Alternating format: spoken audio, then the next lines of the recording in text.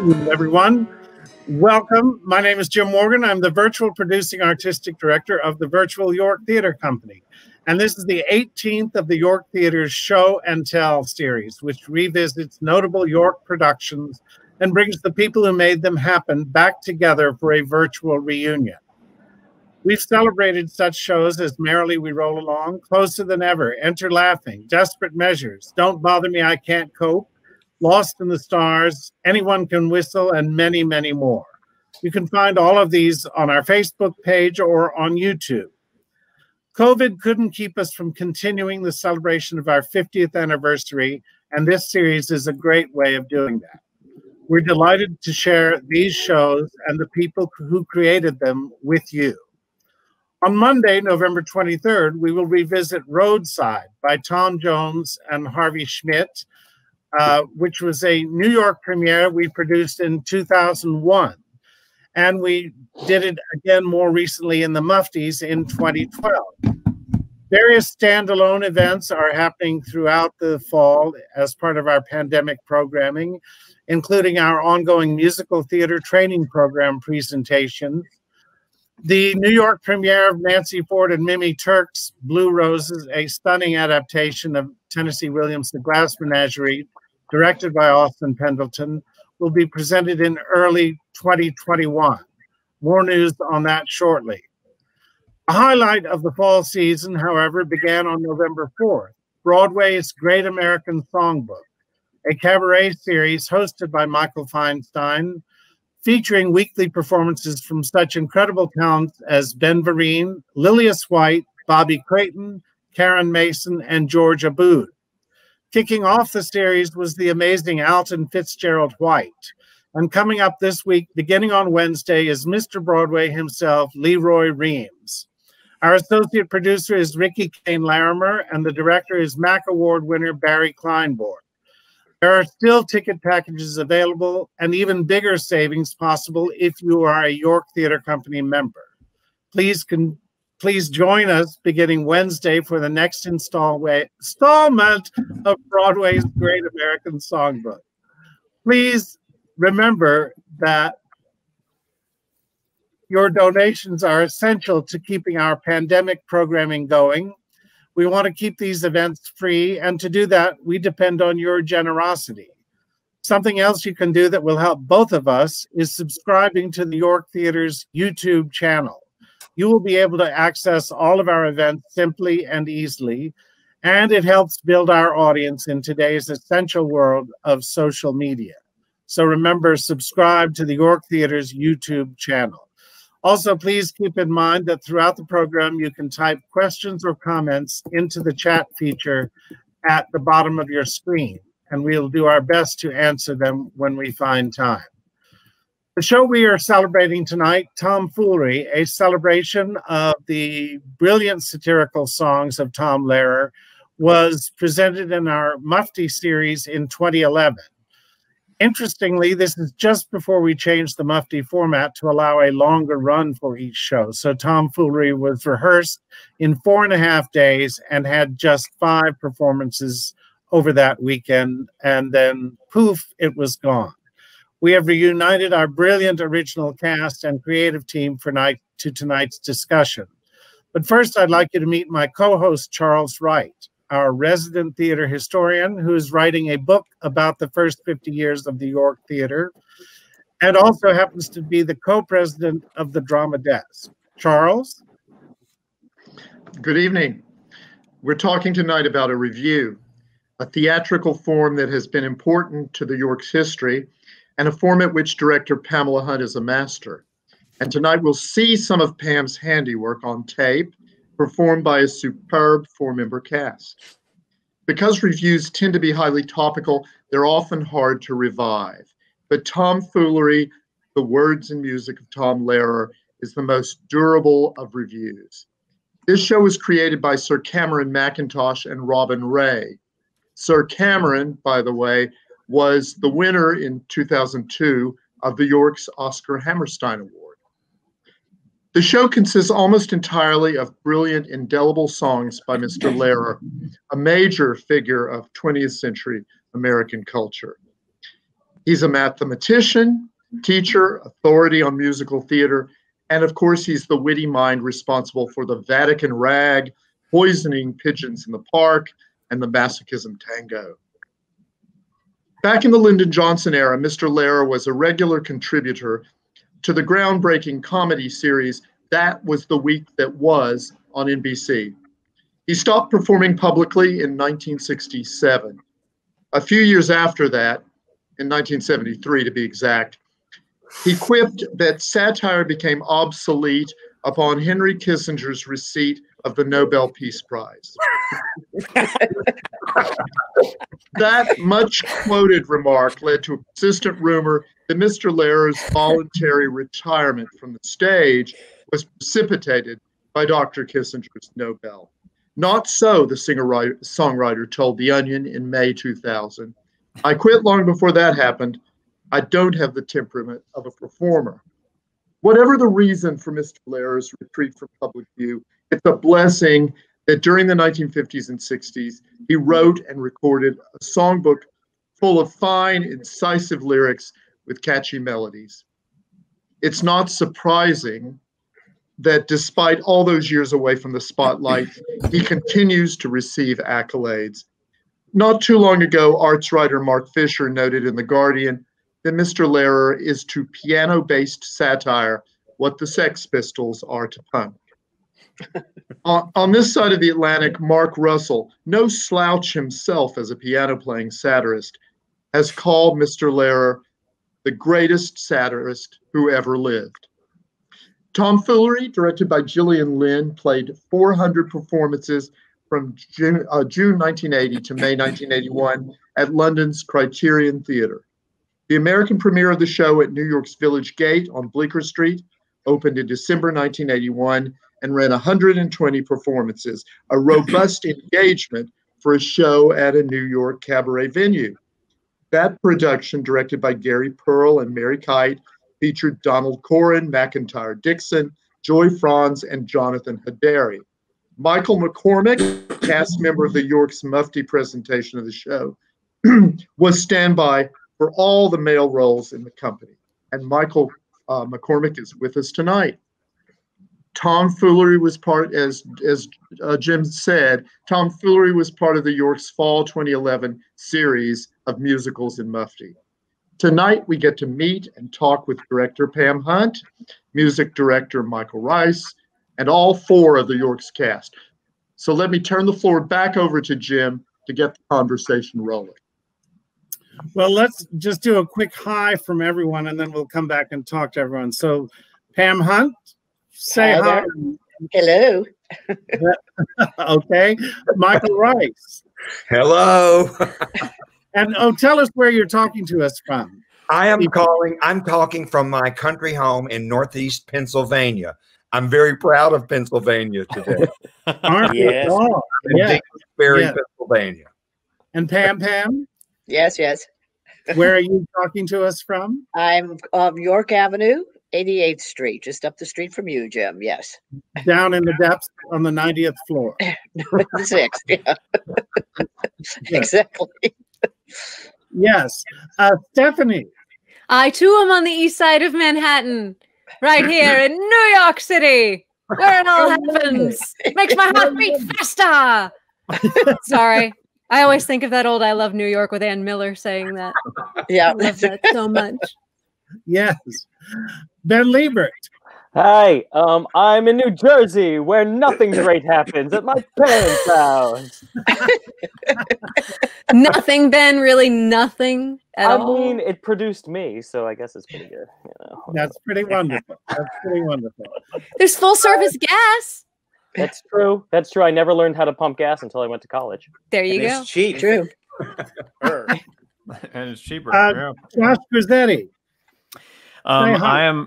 I am far and away from New York City, in sunny California. I'm in Los Angeles, here in the Valley. Living the West Side life. Great. And Mr. McCormick, last but not least.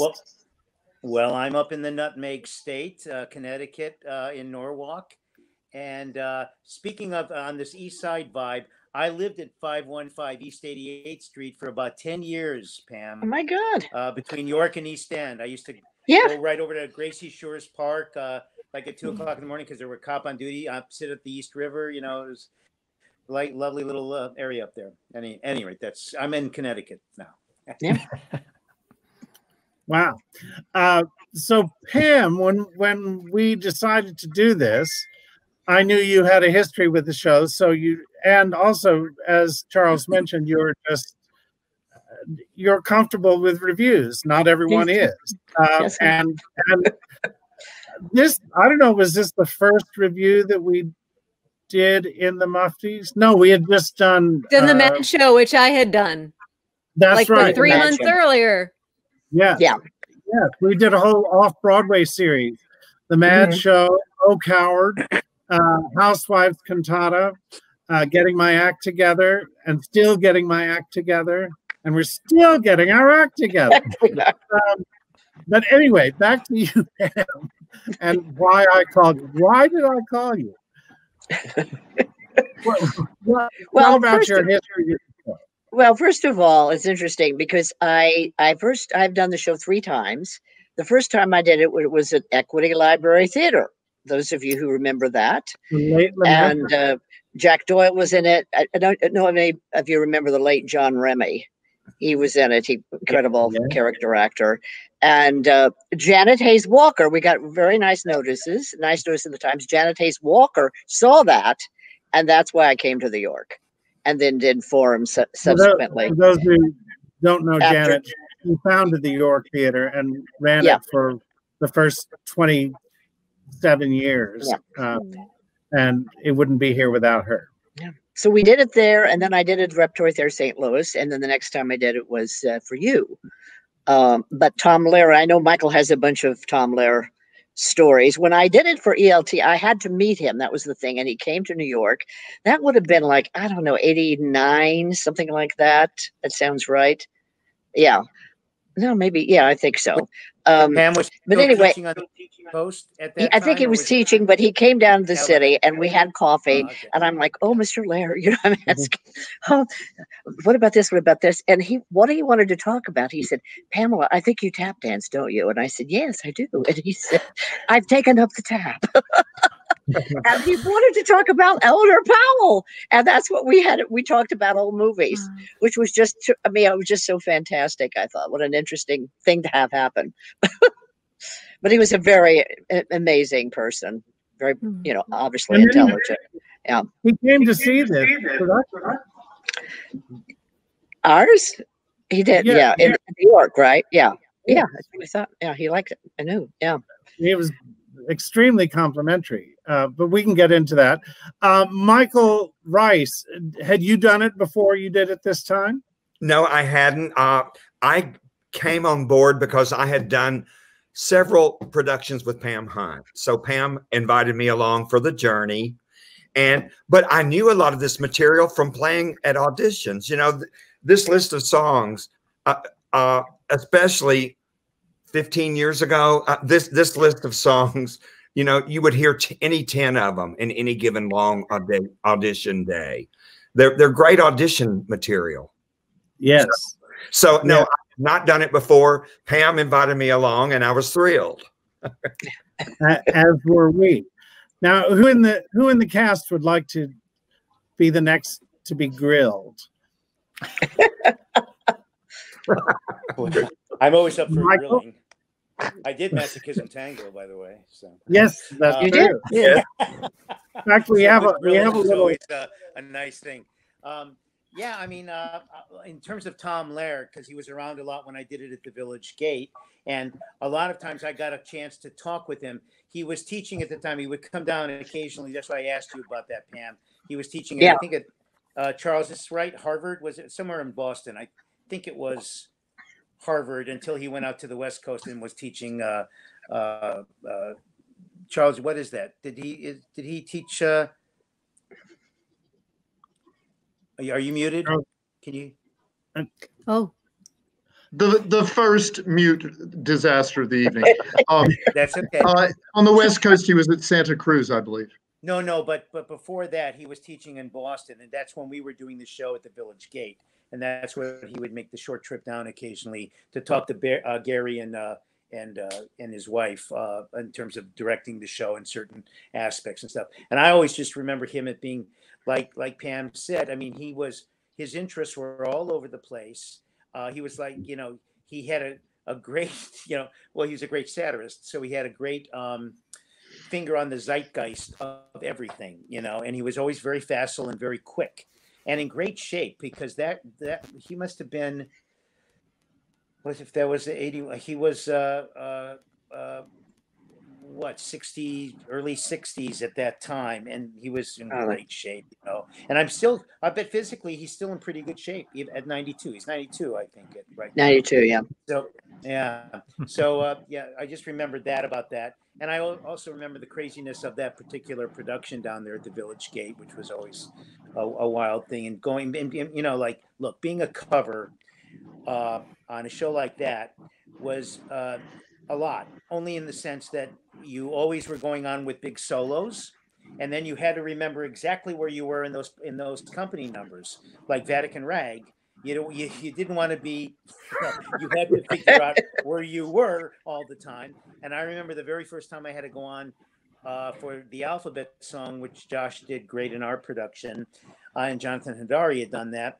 We had a big chart of the periodic chart of the elements, and there was a pointer, and there was all these little props that you had to do with each element as you went through the song. So when you went through it at double, triple speed, it was like it was this crazy thing, and that was always that always used to cause heart palpitations whenever I had to do that.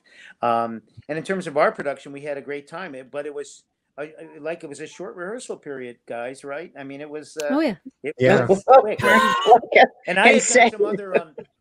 I had done for you, Jim. I had done $1 Billion Baby, and more recently, Happy Hunting and Tenderloin. But it seemed like we had longer rehearsal periods than we did on that. Maybe we didn't. It was the same time. No, none of those were.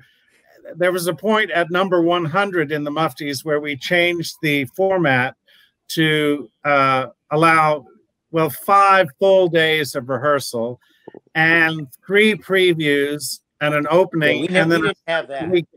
No, you did not. Yeah, that's what I was saying. This was all within a 7-day period. Started rehearsal. 26 songs. A lot of little, what? You know. It was 26 songs. Yeah, there's a lot of songs. Yeah, it's yeah. Michael knows. I mean, my God, it was just so. That's a lot of. And stuff. When the audience sees some of the video clips we have, the one saving grace is that we in no way could ask anyone to memorize things in that amount of time. So there is a book very clearly present at all times, often on a rolling music stand. But anyway. In fact, why don't we take a minute and look at some photographs from this production, which may bring back further memories or terror. This is the cover of the program. Pam pulled it out of her archive. That's her Glenwood radiator screen behind it. That's my air conditioning unit. Because I have that same one here. Here's the title page. Now, I don't know, can we... I guess we can't.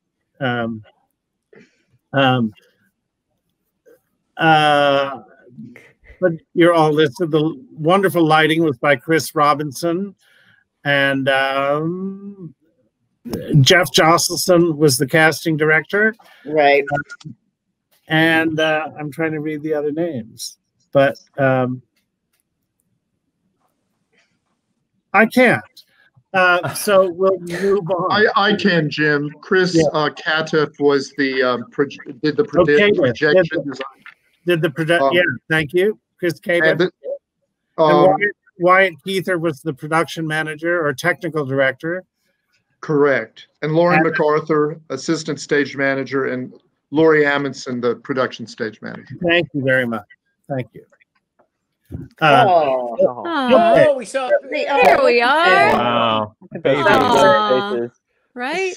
Very casual shot. Now, again, for audience members, you look at this and say, I wonder who did the costumes. Aren't they beautifully coordinated? The costumes in the Mufties are all brought from home.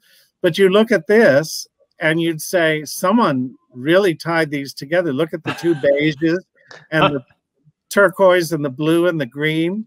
But no, this all came out of various actors' closets. This was our first day of rehearsal. Yeah, that wasn't what we wore in the show. That's right. That was yeah, I think that was meeting day 1 or day 2, maybe. Totally. That's right. You all hated each other. Well, now wait. Am I remembering this wrong? Didn't we take another photo where it's just our backs? Yes, we did. Yes. And someone's grabbing my butt. I don't remember why I remember that, but I don't think we have. I just don't remember which one of you grabbed it. It was me, and I'm still ashamed. Yeah, and I can understand why you would not have that photo anymore, but I distinctly remember it. I remember it too. It taught me a lot about comedy that day, taking that photo. Learned a lot that day. Oh, sure. We're still locked out of our space. Hey, that guy's funny. Look at that guy. Hey, I know him. Look at all that solid brown hair and youthful I exuberance. have a question. Josh, had you already done Enter Laughing or a version of it at that point before you did this? yes. Yeah, because Enter Laughing was the first thing I ever did with the York, so everything I did after came after. Yeah. Yeah. There he is. 2008, and this is 2011. And there's Michael. You know he's good because he's acting with his glasses. Yes. That's. Oh, you know what? That was just. There's Michael. Actually. Oh, I'm sorry. I'll stop. No, go ahead, Michael. What? I have It was dark hair just the there. time when I started having to use glasses because I hadn't, just for reading purposes.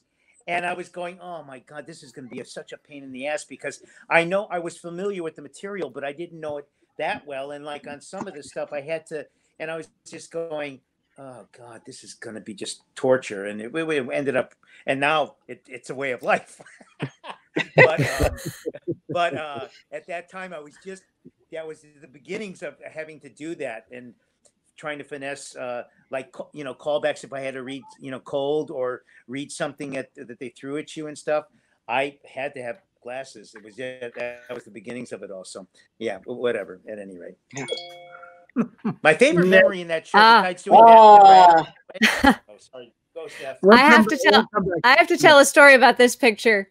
So I think it was 3 months before when I'd done the Mad Show, which was my first Mufti.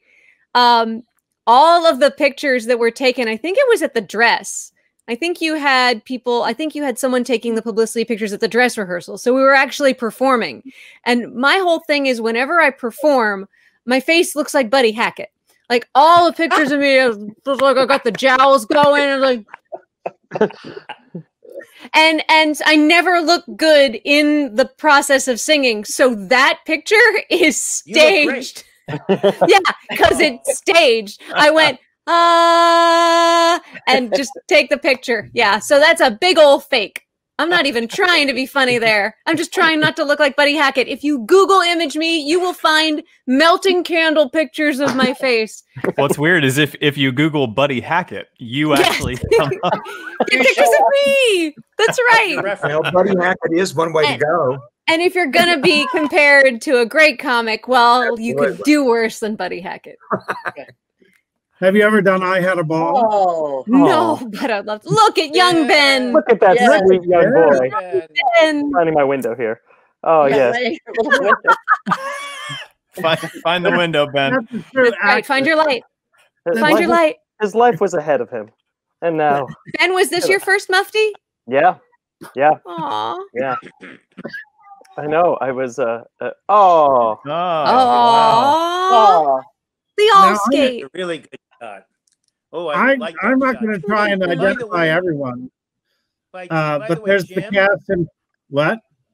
Jim, could you possibly send us these photos in an email or something? Because I don't have some of these things. For a I'd fee, love that. sure. That would be great. Fiona, yes, we will please, send them to you. thank you. Yes, of course. Good.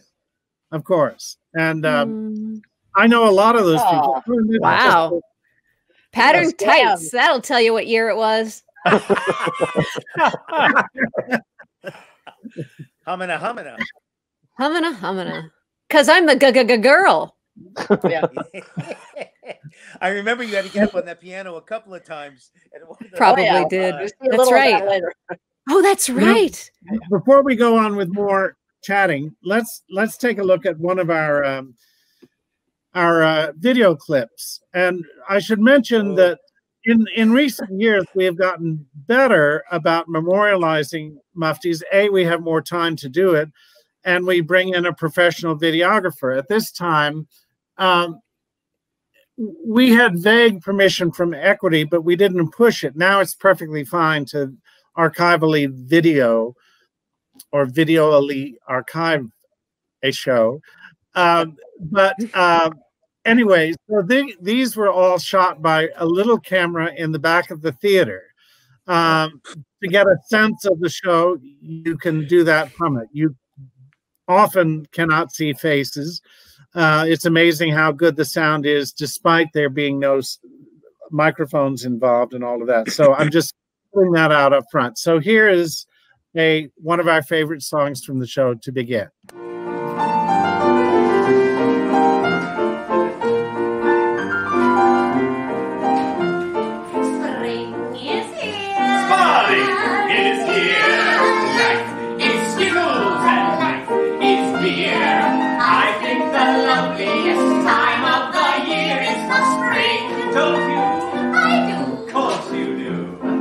But there's one thing that makes spring happy for us, and makes every Sunday a treat for us. All the world seems in tune on a spring afternoon when we're poisoning pigeons in the park. Every Sunday you'll see my sweetheart and me as we poison our pigeons in.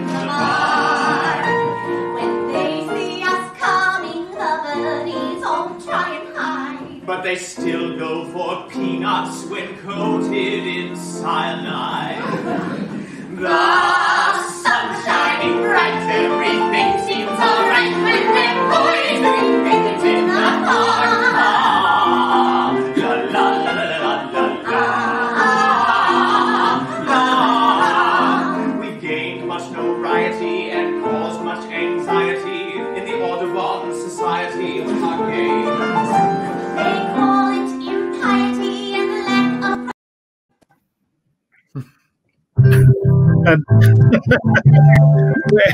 We'll edit. That's enough. That's enough of those two. Yeah, that's enough of that. My dancing.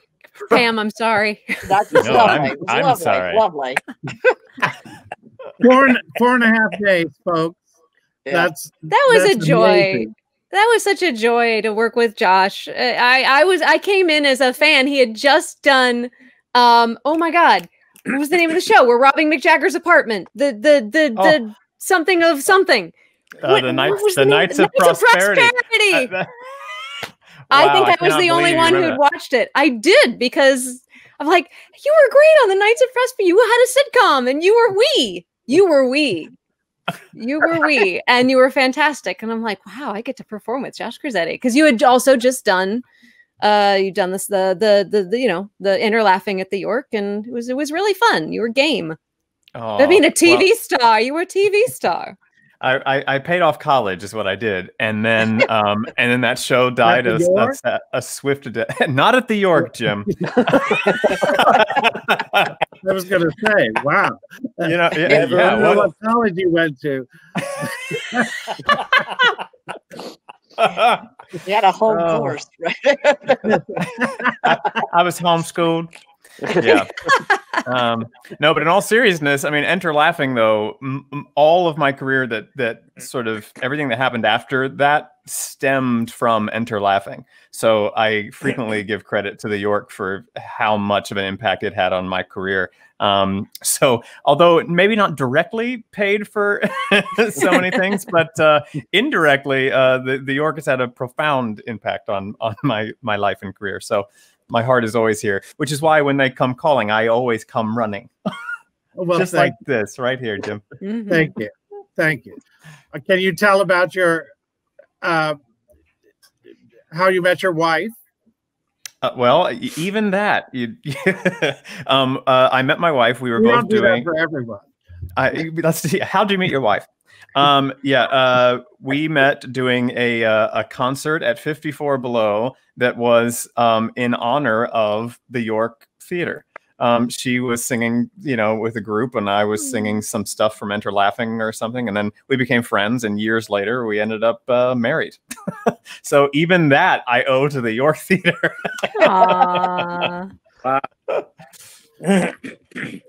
Where lives come to life, or something. I don't know. Well, now we have a number of other video clips, but Ben Liebert, let's talk to you. Okay. What do you remember about this? Well, I mean, bizarre format? I mean, I grew up on Tom Lehrer. Like, I remember, like, the best of CD is one of the things that I got that and Alan Sherman from my grandmother. I stole these CDs from my grandmother because I love them so much. So I know when I saw that the York was doing it, I stood online outside the open call like 6 o'clock in the morning because I wanted to get in for this show. And so then when it actually happened to work out, and then I was with these three people, I was like, this is the real deal now. And, you said earlier, Jim, that, we had all the lyrics in books, but the lyrics are so quick and so fast and so specific that, I just remember the week sort of being a blur, because it was just, we would rehearse all day, and then I'd go home and I would drill, till I went to sleep, and then the next morning picking it up and doing it again. And it was, and then all of a sudden the week was over, and I'm like, well, I just finally learned the song. Can we get going, please? It was, and I will say, like, with these three people and being being younger than I am now, I feel like I learned a lot about comedy. Like, in that week, I started to figure out how to be a comedian myself, and a lot of that comes from watching these three fantastically funny people. That's very sweet. Aww. Learning what not to do sometimes is just as important. Just gonna say. Can I ask a question to I'd like to ask a question to Jim and Pam, and actually Michael can chime in on this too. On these things, a lot of times you kind of know who you've got when you're coming into it in terms of talent. But have you ever had a case where you thought they were talented and you knew, but you're in a very fast situation like this, and you have somebody that's just not up to speed with what has to happen in order to get the thing up that quickly? You don't have to mention names, but you picked up, you got better. Well, then what's the point if you're not going to mention names? I don't. Ma'am, do you want to? I don't think so. With something like this, I have done a few of these in my lifetime. You want the funny, you know the people. Michael, I knew all of you. Ben, I think you were the new one, but I knew of you. No, so I don't feel like it's, it gets agonizing putting it together, because you want to make sure you have the right people, because you don't have time. If you have a lemon, you ain't gonna make no lemonade. And with tomfoolery, so you really want the funniest people you can find. And I think I'm pretty good at sussing. I don't think I've ever had any too much. One time I did, there was one. I did just one gigantic mop day. I like to do, and this person got very fearful. It was very strange. I said, "You got to go out there and do it." I will mention, I think because that's now part of it. You may know people's track records and stuff, but once they get into a very compressed, that's the thing. Situation where they have to put out. Some people have personal anxiety, performance anxiety when they know that they're not quite on top of it and prepared, and it just can, and it's hard for you guys to ease that out of them, or let them. You know what I'm saying? So it's this process. This process is so they're like special. I always call them chia pet production. You sprinkle a little water on them. Pam and Jim chose well. Y'all chose well. Yeah, well, we had great help. We had great help from Jeff Josselson in terms of putting the cast together. Well, never mind. What? I said I'd seen them. You know what I'm saying? I saw Stephanie do that. Yeah, so that's nice. It was not like accident. But there have been people on the other side of the coin. There have been people that we cast, and for one reason or another in a show, and were warned against. Be careful. She's trouble, and we, with one exception. And for $1,000 donation to the theater, I will tell you, not live tonight. We have never had a problem with that person, because the pressure is so great to pull the show together so quickly. The cast just bonds so quickly because they know they have to. There's an audience on this date. And you can see it at the end of the week. There's no time to fool around or have diva fits or anything like that. And a number of times we've been warned about people, and we said no, we want to take a chance on them, and they delivered in an amazing way. There were others who the process just doesn't work for certain people. John McMartin always said to me, I don't read music. I can't put myself through that. I would finally almost get it learned and the whole thing would be over. So please don't ask me again. I asked him several times to do things, and he was really nice about it. He said, it's not worth your time or my time. And Sandy Duncan was brilliant. I directed The Grass Harp, and she played the second sister, which is always sort of looked at as this other part, which is very uninteresting. And she was amazing.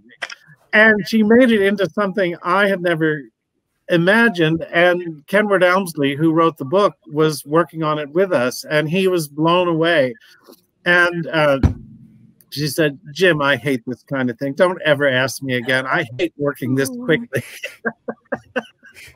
But she was absolutely brilliant. So anyway, let's jump to another video clip. Here's a favorite song of everyone's. I'm not going to tell you the title because it'll be obvious when it starts. Here we go.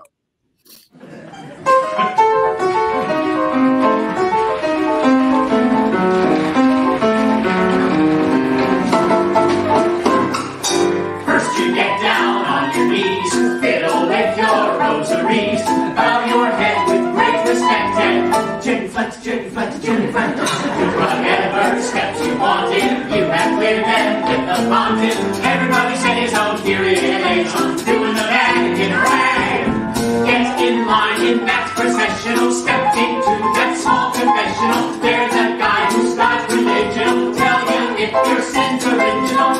If it is, start playing it safer, drink the wine and chew the wafer. Do this time to transubstantiate, so get down upon your knees, fiddle with your rosaries, bow your head with great respect and genuflect, genuflect, genuflect. Do whatever steps you wanted, you have cleared them with the fountain. Light out a candle, listen to the bell, play the bag and rag.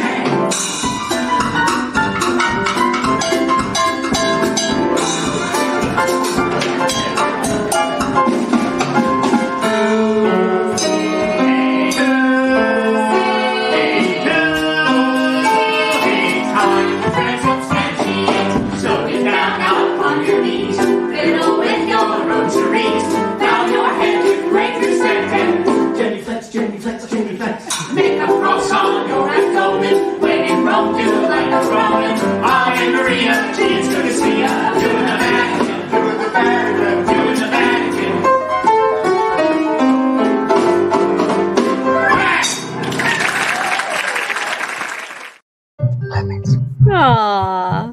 Michael Reese's vocal cameo.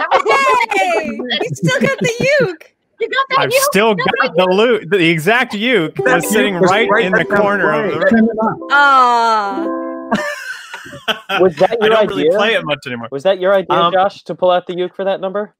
I think it was because I can only play like the most basic chords, and it happened to be in the most. It was like CG. Yep. That was it. I was like, I can play that. It sounds great. Oh God. Oh. My dancing is bad when the video is in sync. When it's out of sync, I felt the same way. That was my bad Thoroughly Modern Millie audition. I was doing the poster. I was basically doing the Thoroughly Modern Millie poster. That was my when they would ask me, "Are you sure you don't dance? Why don't we just like set a day aside?" And I would just be like, "Let me just show you something," and then I'd do that, and they'd be like, "Oh, okay, you don't dance." They'd move on. For some reason, listening to those lyrics, as they vaguely came back to me, I was reminded a story Tom Jones told me recently of Dorothy Parker being expelled from her Catholic girls' school because she said Jesus was created through spontaneous combustion. And that seemed to fit in with the feeling of the lyrics of that song. Anyway. There you are, Michael. There you are. Yeah. Was it something we said? Yeah, something happened. I have to get the sound back, and then I don't know. Thank you, Fiona. Who have we not talked to? We haven't talked to Stephanie in depth. Well, there's no depth here. No, no. The York. I'm gonna say I'm gonna follow up with what Josh said. The York is special to me because the York is where the very first reading of Avenue Q was. Oh wow! Back when it was going to be a television show in May of 2000. Yeah, so that was the first time. That was the first time I was ever on a New York City stage. Seth Goldstein. Yeah. Seth Goldstein brought it to us. Yeah. And we did the first 2 or 3 readings of it. Yeah. And at that point there was no book, but not much to speak of. Yeah, it was more of a it was called Avenue Q Children's Television for 20-somethings. No, I talked to the guys afterwards. I said I'd be very interested in helping develop this, and they said this is not for theater. This is for TV. But we all knew, the cast knew, hearing the audience response, we knew it was a theater piece right away. And then I got to do the Mad Show 3 months before Tomfoolery, and then I remember Jim calling me to do Tomfoolery, and I don't think he got the sentence out before I said yes. I don't think you finished the sentence. I was so excited to get to come back. And then I did was it 2 years ago or 3 years ago, Pam, we did Jerry's Girls. Yes. Yeah. So I got to work with Pam again on Jerry's Girls, and I realized I've only ever done reviews at the York. Someday I'll get to do a mufti with a book. Someday. But I loved it. I had such a great time. And Pam, we need to credit you for the rolling music stands. Didn't you say that's your contribution? I didn't invent it. No, I really? I thought it was. I used it quite a few times, but yeah. I don't like to take anything away from Pam, but please take it away. Stuart Ross. I see. That's a Stuart Ross copyrighted item that has become essential to the But Muppets. they're at the ready, so you know. I was mistaken. Mistaken. They solve a lot of problems. You know, they really do. Sure. When you've got books, because all that music, Well, people either know how to use them or don't. And the first time Stuart had the idea, he said, I think it'd be great if people didn't have to carry their scripts around or move music stands. What if we put the music stands on wheels? And I thought it was a terrible idea. And he said, would you please just do a couple? And so we did, and it was amazing. And he has shown how to work them. There have been other people who've used them, and they have people picking them up and carrying across the stage because they can't deal with the noise. But the noise, if you deal anyway, Stuart Ross came up with the idea for that. Gotcha. But you have to be careful, because if your book is too heavy, it will tip over. Oh yeah. And also if the triangle is on the bad side, your foot hits it, depending on what you're doing. Exactly. And then your life flashes before you, right? That's exactly right. Wasn't Patty Duke in the bad side? Very good, Jim. Very good. The bad speed. Now we actually have a live number coming up. Mr. Rice has agreed to provide a little live musical entertainment of another. Are there any songs that are not favorite? Okay. Now, I don't know who sang this in our review, and I don't want to know until after. Okay. I don't want to know until after. But this is one. They asked me would I do something, and this is what I came up with, and it's My Hometown.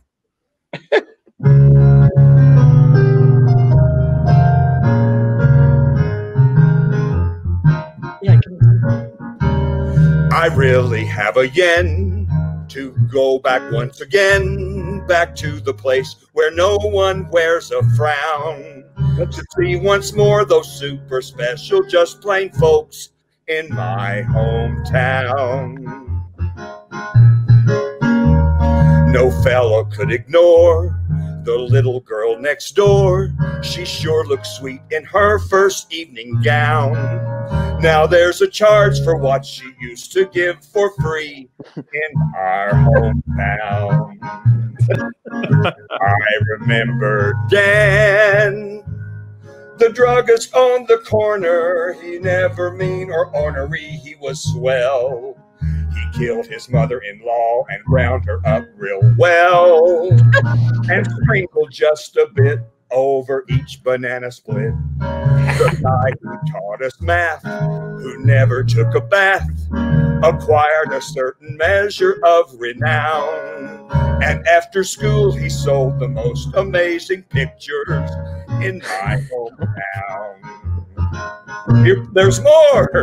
Their fellow was no fool who taught us Sunday school, and neither was our kindly Parson Brown. We're recording tonight, so I have to leave this line out. In my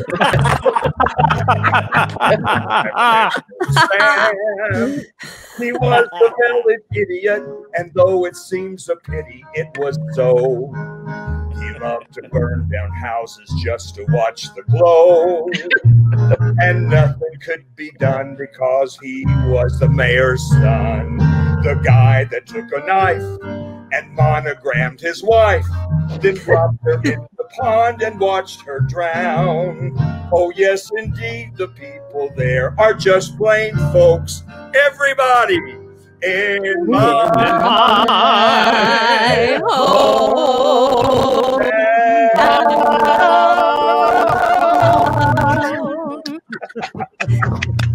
Thank you, Michael. Oh, Michael, Now, I've missed you. Who did sing it? Who sang this in the review? Ben. I did. I think it was Ben. Yeah. I didn't want to know until after. It was Yeah, Ben. even in the original version, it was always the young ingenue, the young male ingenue, and that was Ben. Yeah, of course. Yeah. What's so? I mean, as you were singing it, Michael, I was like, oh yeah, that's the punchline coming up. So yes, obviously I did. But I think there's something so brilliant about Tom Lehrer is that nothing is performed with irony or that wink. No. It's just like it's so matter of fact, and the words do the work for you. That So could be a charm song from the Music Man. It right, was, Yeah. Right. right. And if it And wasn't little so, Drew was if it carved wasn't up, so you know. clever and done so well, you wouldn't want, like you said, there's more, and you kept going. Well, you want to hear more because it's so great. Just the tone of it and doing it, it just is like, oh, give me the next verse, baby. Yeah, come on. It's that kind of stuff. Michael, you were such the perfect music director for this Mufti. I mean, because you were, music directors, especially in Muftis, but especially in reviews, become another cast member. And you had this comic sensibility and you were, right there with us. And it becomes super important to have an MD who's not just supporting the cast and the show, but who could step in and do it. Thank you. And also rolled with the punches Absolutely. because once again, you're under a squeeze time-wise. Oh yeah. And Yeah. you know, he knew every day how much he tried to have to get accomplished just so that we could go forward. And that's hard. I to do do, remember you know? going down, sweating, going down a checklist, and do we have this? This is done. This is done. This is done. Right. And then every night after rehearsal, we sometimes had a cocktail, didn't we? Well, we're neighbors, so Yeah, we're yeah. Yeah. Well, I'd like to bring up something now. We have several more video clips to take a look at, but talking about Tom Lehrer's use of language and setting language to music, and I think he doesn't get enough credit as a serious lyricist. I mean, you look at how these songs fit together. Yes, they're brilliantly funny and searingly satirical, but it's kind of too bad that he didn't ever think about giving up mathematics and writing musicals for a living. Well, if you can make a living at that. Certainly, Well, he could. I have a feeling that he was so brilliant at so many things, especially mathematics, but also I think, you know, he could have probably been a wonderful, great lyricist, but it would have taken away from all the other things that he did in his life. You know what I mean? And I don't know if the satire was so brilliant, and he could, you know, be inspired for a moment, toss it off in an hour or two, or the seed of it, maybe, you know, burnish it a little bit, make it better, but then it was done. And if you're going to be a book writer on a musical, or doing a big book musical, you have to really dig in, you know, and I don't know if he ever really wanted to spend that much time on it, even though he admired the art form, but I don't, you know what I mean? His life was very full with a lot of other crazy things that he was doing, you know. Mm-hmm. Charles, do you have any thoughts in that regard? I don't. But I do think that his métier. I think his métier was, you know, the club, and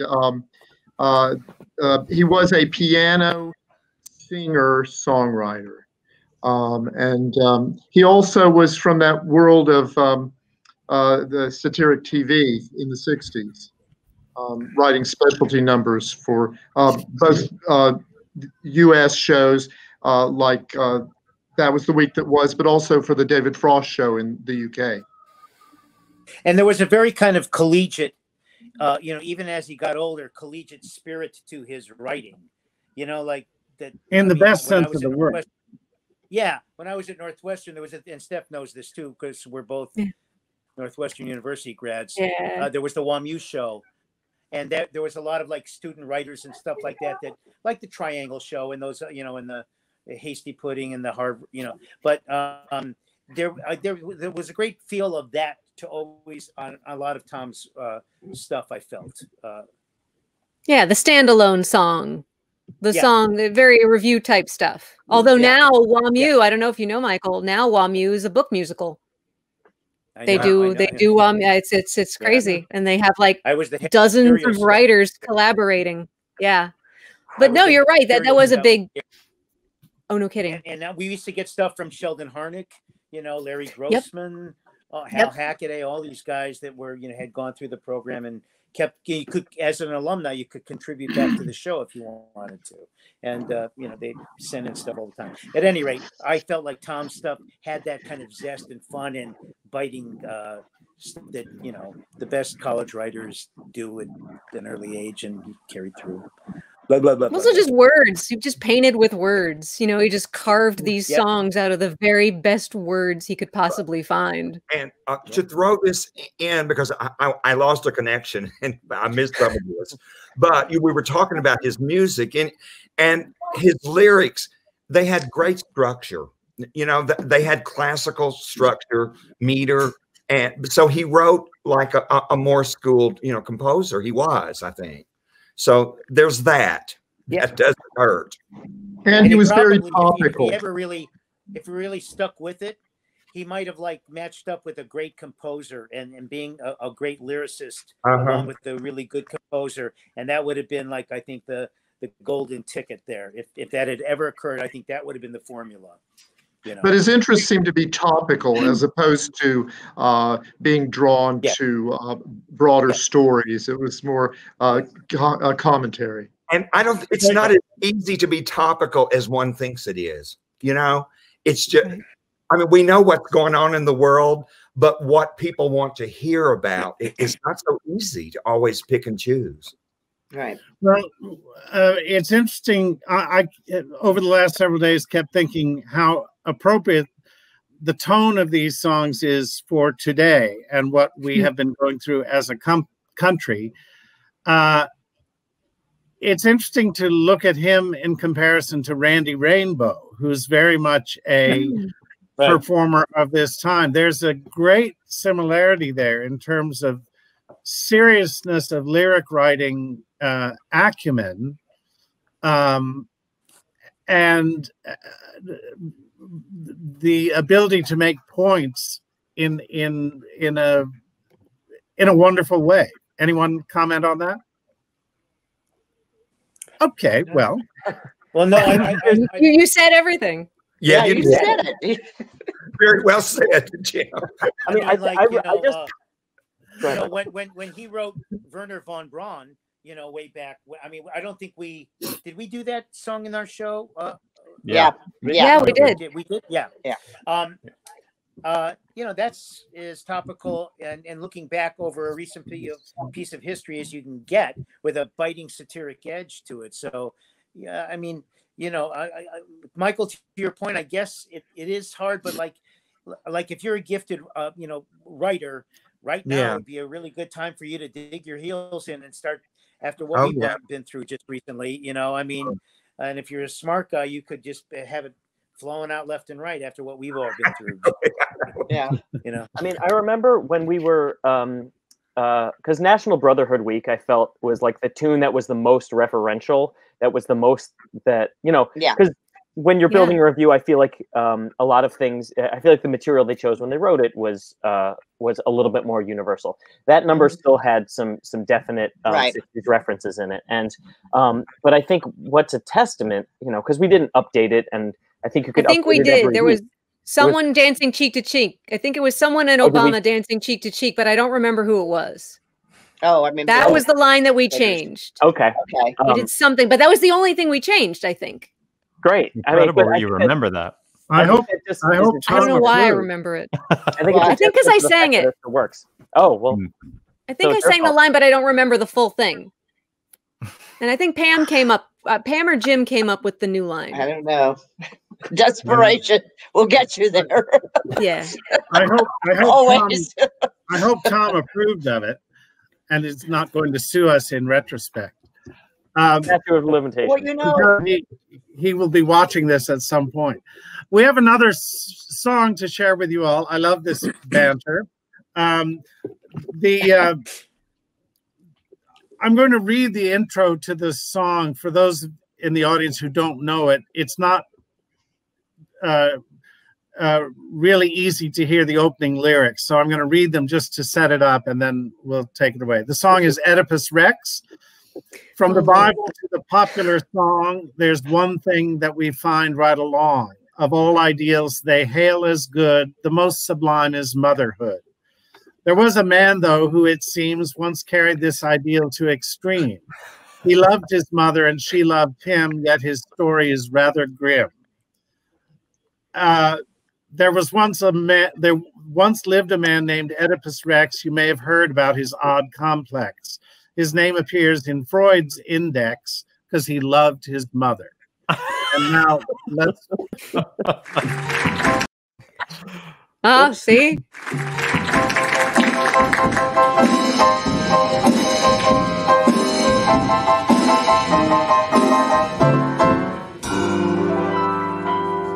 From the Bible to the popular song, there's one thing that we find right along. Of all ideals, the hair is good. The most sublime is motherhood. There was a man, though, who it seems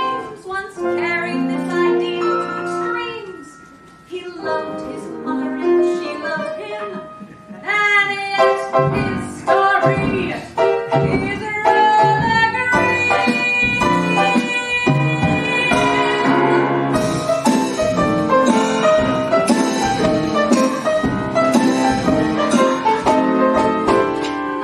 once lived a man named Oedipus Rex. You may have heard about his odd complex. His name appears in Freud's index, 'cause he loved his mother.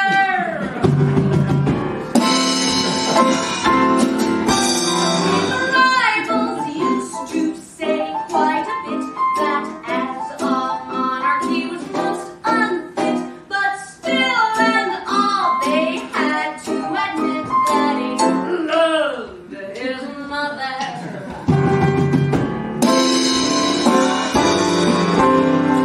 Loved his mother like no other. His daughter was his sister and his son was his brother. One thing on which you can depend is he got no love with his friend. Is when he found what he had done, he tore his eyes out one by one. A tragic end for a loyal son. Loved his mother. I knew I was pale, but whoo. Gentlemen, I apologize for you having to hoist me up on that Oh, piano. come on. Ooh. You were just a Look slip at of a that pen. that Fosse dancing. I loved that. Yeah, that staging's Come great. on. Slip of a pen. Right? That's Pam. That's Pam's specialty. She, 4.5 Glorious. days there. and that's 4.5 days. Yeah, that's That lyric reminds me that in 1953, the BBC banned 10 out of 12 of the cuts on the Songs by Tom Lehrer album from the airwaves, Really? God. which was Congratulations, priceless publicity for Tom Lehrer, who became Sure. all the rage, especially at English universities. Yeah. what year was that? 1953. Oh, I was 1 year old. Um, Thank you. Moving on. So I never heard them. But that brings up an interesting question. Michael, you censoring a line in the song that you sang, these songs today, has the world changed is there anything that has changed about a general public audience looking at these songs? Are there more people who might be offended by them today than there were when they were written? Any thoughts? Interesting. Maybe just for the last 4 years, but that's the only time. I think we're moving forward again. So that's all I got. You know, some of them, I think some of them are kind of time capsule-ish songs, but like Ben brought up, I think, you know, the Brotherhood, you know, what's the name of the song again? National Brotherhood Week? Yeah, I think, you know, that's still relevant, like you said, and and some of them are very, you know, pastiche songs, which are fine, but I mean, you know, a lot of them are of a time, but they're still wonderfully funny and play great, you know. You know, there's one song that he asked us to take out when I did it the first time, and I think he still wanted it. It's called "I Got It From Agnes." Yeah, we took it out. Yeah, Yeah. we didn't Oh, yeah. do that one. I wonder Yeah. now. Yes, Okay. yes. I know. I got it from Agnes. She got it from Jim. We all agree that it must have been Louise who gave it to him. You know what? And actually, I think that we did that. That's the COVID song. Previews, That's what I'm saying now. but at the Village Gate, I think we did it in previews, and then I think it got cut. Yeah. Oh wow. So that's Did it? interesting. You said that. Yeah. Yeah, Well, I think so. Yeah, I Might be remember wrong, but I think so. I remember, Ben, you poor thing, you sang "So Long Mom, I'm Off to Drop the Bomb." We're gonna see And that. you did such an amazing job with it, but the audience was so uncomfortable with it. And I Really? thought, Really? Yeah, I remember feeling that. And I remember feeling surprised by that discomfort because I'm like, this is great. This is perfect. And I think that it's such a quaint song, but it's got that bitter underbelly going on to it. And I think the audience just didn't want to go on that particular ride. Well, you know what? I not only did I perform that at the Village Gate, I did that song. I did one other production of this at the Apollo Theater in Chicago. And I helped to stage it. And I also played the young man's part in that production, what Donald Corrin did at the Village Gate. And when I did that song, there were some people, they were like always just like, I would say 20% of the audience laughed a lot. And then a lot of them were like, it just got to them a little bit. They were enjoying the performance, but it was a question of feeling, you know what I mean? Because I think that one still, you know, it's a scary. The first couple of lines, "So long, Mom, I'm off to drop the bomb, so don't wait up for me." For me. So brilliant. Now, It really is. Now, Stephanie, are you sure that they were uncomfortable because of the song or because of my tap dancing? No, you're going to see it in a minute. You were wonderful. I loved watching you dance. You gave it everything. You were a young Jimmy Cagney. It was fantastic. I think, and I was just listening to the song the other day, just to refresh myself, and I realized, like, yeah, it. You know what it does? It kind of criticizes the audience's romanticizing of war, the romanticization of the films of war, what we've done in cinema. You know, all those war pictures of the 40s were very beautifully shot, and you didn't see a lot of blood, and the images that they had after, you know, in their own heads were very different.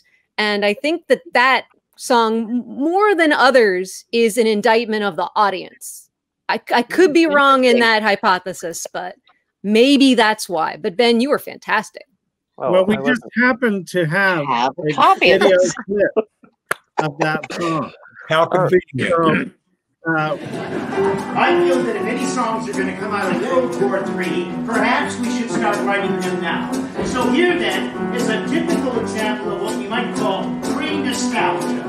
The type of song our brave young boys will have sung as they will have gone off to fight World War III. So long, Mom, I'm off to drop the bomb, so don't wait up for me. But while you swelter down there in your shelter, you can see me on your TV while we're attacking frontally and watch Brinkley and Huntley describing contrapuntally the cities we have lost. No need for you to miss a minute of the agonizing Holocaust. Little Johnny Jones, he was a U.S. pilot, and no shrinking island was he. He was mighty proud when World War III was declared.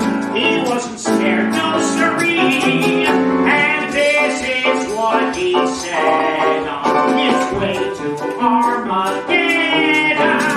So long, Mom, I'm off to drop the bomb, so don't wait for me. Though I may roam, I'll come back to my home. Home it may be some island of free. Remember, Mommy, I'm off to get a commie, so send me a salami and try to smile somehow. I'll eat for you when the war is over. An hour and a half from now. Yeah. They seem to like it. Come on. You're right, Stephanie. That pushes buttons in it because it is, again, done with that irony, just done with this positivity. Right. Watching it from the other side, that is absolutely asks the audience to think about how they view it. Wow. Yeah.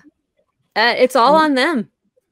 But you were I mean, you and Michael were fantastic. You couldn't have done it any better. Those harmonies, Michael. Yeah. Yeah. The boys can sing. But that says so much about Tom's songwriting, that it has this depth to it that you can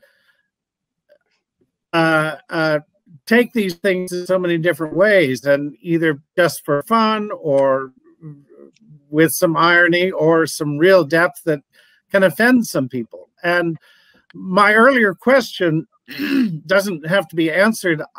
But my comment is that I sincerely hope that there is an audience for these shows, even with what we're going through today, or what maybe more so because what we're going through today, that audiences are smart enough to take these different levels and make of them what they will, and get from them what they need to personally get from them.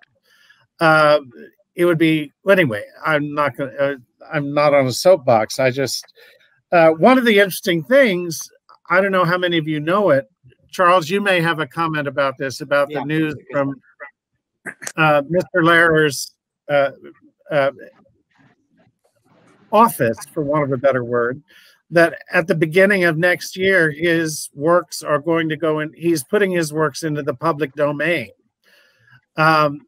which one would hope will make them even more accessible to a wider audience. Charles, do you have more details about this? I'm throwing you in the spot. I don't have details. No, I don't have details, but it's an act of generosity, I think, for him to make them available for use without cost. It's for a limited time. I think it's now. Isn't that right, Pam? There's a finite period of time, because it was Seth, our Seth from New York, who posted something on Facebook, and this brought all this back, tomfoolery. And I think you have to do it, but till the end of 2020. I think it's now. He's releasing all you right now. Don't quote me. I may be dead wrong, but I think it's pretty soon. I went to the website. It's up now. All of the PDFs of the sheet music and the lyrics are up. And he said the site would be taken down in 2024. Oh, okay. Wow. Then I'm wrong. I'm wrong. I thought, yeah. But it's very exciting thing. Yeah. Everything, even snippets of little things people haven't heard. It's all there from what I hear. It's great.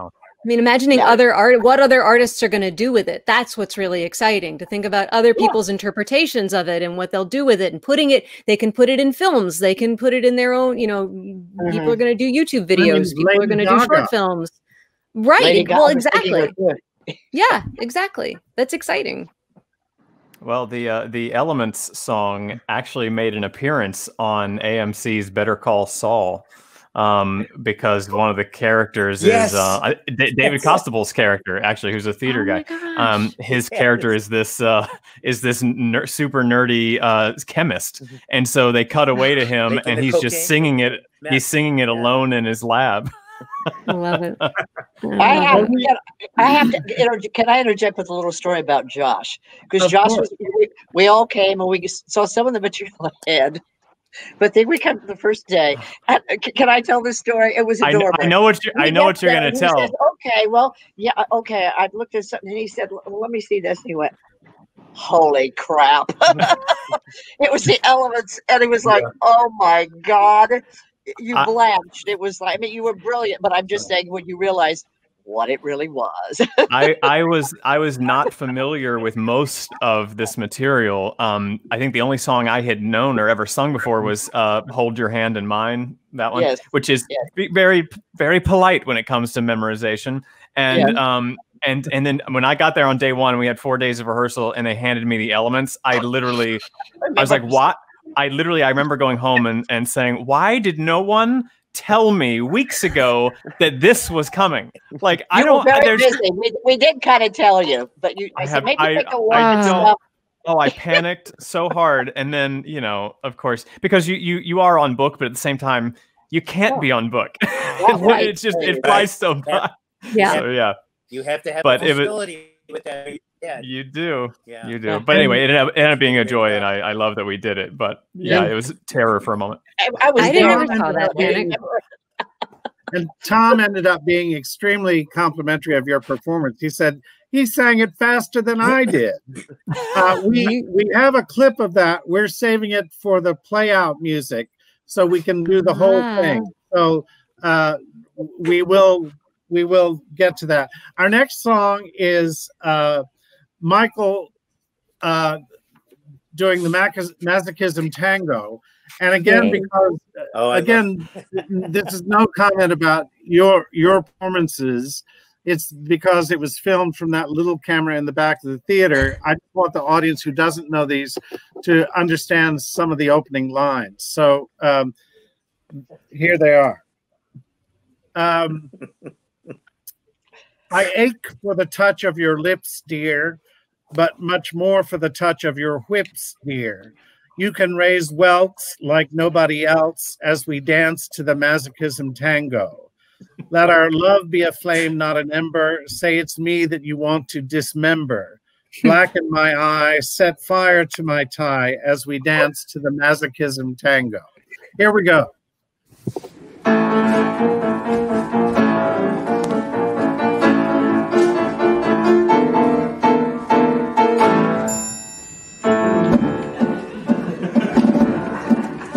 I ache for the touch of your lips, dear, but much more for the touch of your whips, dear. You can raise welts like nobody else as we dance to the Masochism Tango. Let your love be a flame, not an ember. Say it's me that you want to dismember.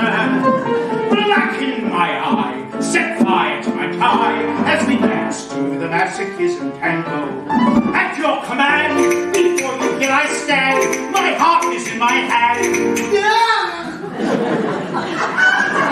It's here that I must be. I'm not in treats, just hear your savage beats, and go put on your cleats, and come and trample me. Your heart's not the stone or mahogany. That's why I'm in such exquisite agony. My soul is a fire, it's a flame with desire, which is why I perspire when we tango. You.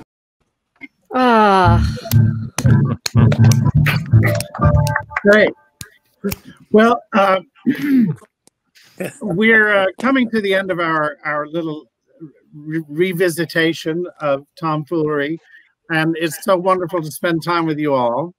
I would love to hear any either a final thought from anyone and or a comment to Mr. Lehrer, who will see this at some point. Anyone care to jump in? Well, I just want to say it was a blast seeing everybody again together. It was terrific. And to Mr. Lehrer, God bless you. Keep going strong, my friend. Yes. Thank you, Mr. Lehrer. I remember watching The Electric Company. That was my first introduction to Tom Lehrer without even knowing it was Tom Lehrer. And I didn't know that that was his voice singing Who Can Turn a Can into a Cane? And so brilliant, so wonderful. And yeah, he indoctrinated me early on. And just thank you for all of that. Not just for The Electric Company, for just all of it. And it's a joy to sing your material. And thanks, Jim, for letting me do this, and Pam for letting me do this this mufti. Absolutely. Anyone else? And thanks to all of you for bringing it back to life for those of us who weren't there. We did have fun. It was fast, but we did have fun. You just have to just pin back your ears and go forward. It's amazing seeing these clips, realizing how quickly it was put together and how clean and classy and fun it was. And audiences a number of times, in fact, there's a producer who has talked to me about starting a national tour of it on our stage that could then travel. And I said, we've got the cast, we've got the director, we've got the music director. And he didn't happen to see it. And he said, it sounds wonderful. And I didn't realize we had this video. So well, anyway, he'll probably see this show and get a sense of it. Anyway, Pam, any further thoughts? Blacken my eye, set fire to my tie. Yeah. What? I mean, my God! It's so intelligent. You know what I'm saying? It's just really, incredible humor, I think, is. It's amazing. Thank you, Mr. Lair. Absolutely. Absolutely. How do I get to? Oh, sorry. Where I can't deal with this. Oh, thank you all so much for joining us. I'd like to express our appreciation to the entire York staff who all in one way or another made this happen. Pushing buttons behind the scenes and pulling the cast together, Fiona Sweeney and Hans Friedrichs. A special thanks to Nick Garrity and Chris Steckel for their editing of the archival material. If you enjoyed this, please consider making a tax-deductible contribution to the York Theatre Company to help keep our pandemic programming going. We all hope you enjoyed tonight's presentation. And now one final musical moment. Oh, that's from another show that I just told you about. Just to put together very quickly. Which I just told you about. It's Josh doing the elements. It is worth staying because it gets better and better as it goes along. And it was too long to put in the middle of the show. So thank you all and enjoy. Here's the elements. Bye, everyone. Bye.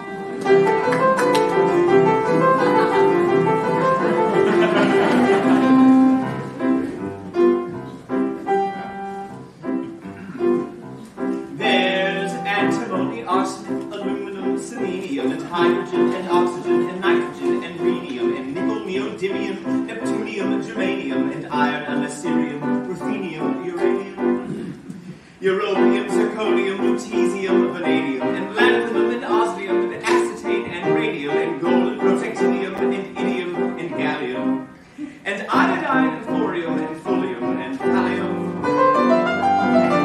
There's yttrium, ytterbium, actinium, rubidium, and boron, gadolinium, niobium, iridium, and strontium, and silicon, and silver, and samarium, and bismuth, bromine, lithium, beryllium, and barium. Isn't this fascinating? There's chromium, and helium, and hafnium, and erbium, and phosphorus, and francium, and fluorine, and terbium, and manganese, and mercury, and molybdenum, and magnesium, dysprosium, and scandium, and cerium, and cesium.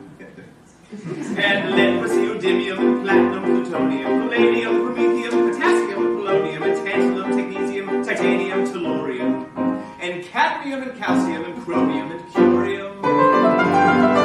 There's sulfur, californium, fermium, berkelium, and also endelemium, einsteinium, nobelium, and argon, krypton, neon, radon, xenon, zinc, and rhodium, chlorine, carbon, cobalt, copper, tungsten, tin, and sodium.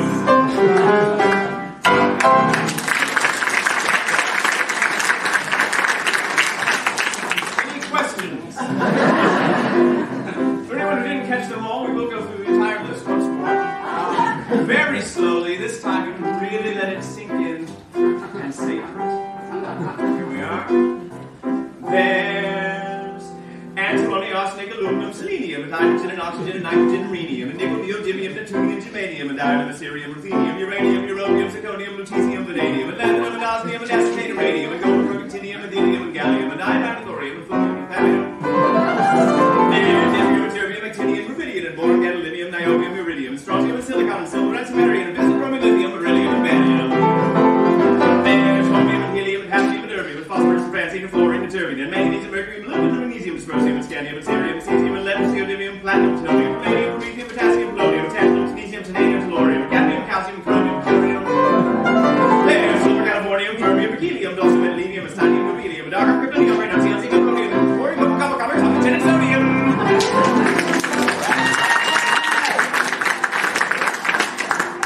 These are the only ones of which the news has come to Harvard.